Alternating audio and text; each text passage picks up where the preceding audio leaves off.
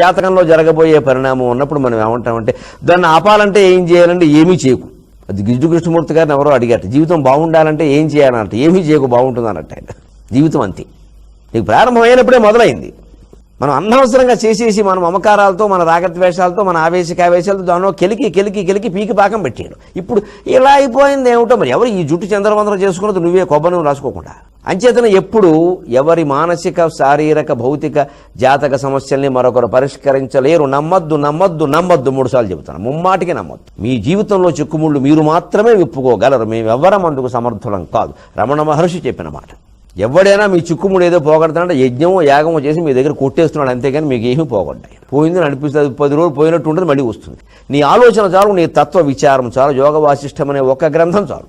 భగవద్గీత, యోగ వాసిష్టం చెబుతూ వీటి నుంచి బయటకు వచ్చేస్తాం. జ్ఞానం అనేటువంటి ఖడ్గంతో ఎటువంటి దానైనా ఎదుర్కొంటాం. Please like, share and subscribe Surya tools YouTube channel.